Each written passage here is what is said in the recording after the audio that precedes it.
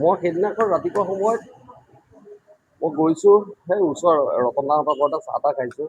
খাই কৰি মেলি মই হস্পিটেল পাইছোঁগৈ। হস্পিটেলতো মই পেচেণ্টক ইভেন বিশ্বাস কৰিব, মই এটা প্ৰেছাৰৰ ঔষধ আমাৰ হস্পিটেলত নাই, সেইটো কিনিবৰ কাৰণে মই টকা 200 দিছোঁ বুঢ়ী মানুহজনীক।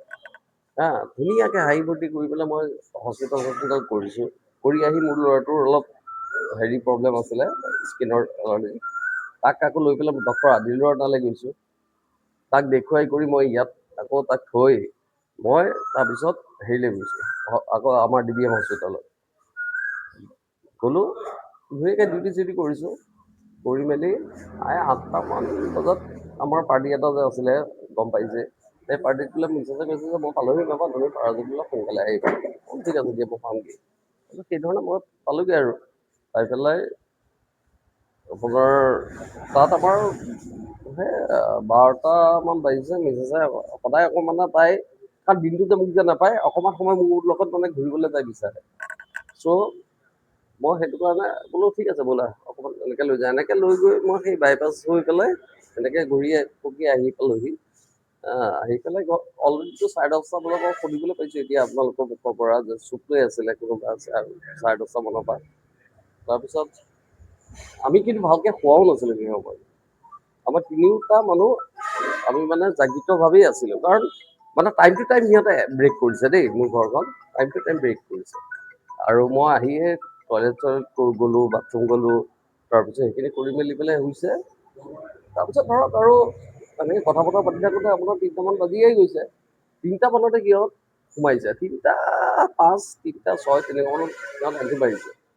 মোৰ এতিয়াও ভালকৈ মনত আছে। আৰু চবেই ক'লা কাপোৰ পিন্ধাও, মুখত মাস্ক, ক'লা কাপোৰ, এনেকৈ ঘপিয়াম দি পেলাই ৰখি আছে, মানে ঘপিয়াব। অলৰেডি মোৰ মিছেছকতো মাৰিছে, চিভিলটিটিয়াছলি মোকো মাৰিছে, কিন্তু ভগৱানে মোক কি সাহস দিলে সেই সময়ত মই নাজানো। মই চুঁচৰি বাগৰি হ'লেও মই ওচৰ চুবুৰীয়া সহায় ল'লোঁগৈ গৈ। যাওঁতে তেওঁলোক আহিলে, আহোঁতে চব ঠিকে আছে বুলি ক'লে। তাৰপিছত মই বোলো মোক ইমিডিয়েটলি 24/7 চিভিললৈ লৈ যাওক। এয়া চিভিলত লৈ কৰি গ'ল। সেইখিনি আৰু বাকী কিন্তু আপোনালোকে গম পায় আৰু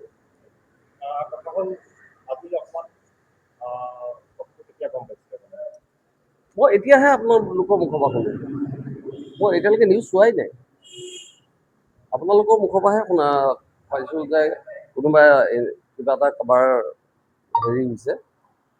সেই বস্তুটো যদি এইটো ন্যায় পাব, আৰু মই সেইটোৱে বিচাৰি আছোঁ। বাট ডেফিনেটলি মইতো বিচাৰি আছোঁ যে মোৰ মৃতকৰ কামখিনি যোৱাৰ আগতে গোটেইকেইটা শাস্তি পাব লাগে, যেনেকৈ হওক। ভগৱানেই নিয়ক মাৰি কিবা কৰি হওক, কাৰণ মানুহৰ মূৰত আঘাত কৰাটো সেইটো ভুক্তভোগীয়ে গম পায়। আজিৰ ডেটত মই বহুত কথা পাহৰি গৈছোঁ। মোৰ যেতিয়া হেড ইঞ্জুৰি হৈছে, চাৰিওফালে মোৰ চিলনি, চাৰিওফালে চিলনি। তাৰপিছত 16 দিনমান থাকিলে হ'বলা। মোৰ নিজৰ মেমৰি এতিয়া মানে লছ নিচিনা হৈ গৈছে, আৰু ইমান মোৰ আঘাত কৰিছে, মই কি ক'ম। সেইখিনি আৰু শুনিবলৈ পাই মোৰ এটা বস্তুৱে ভাল লাগিছে যে ভগৱান আছে, উচিত ন্যায়টো ভগৱানে দিব। সেইটোৱে আজি 7 দিন হ'ল।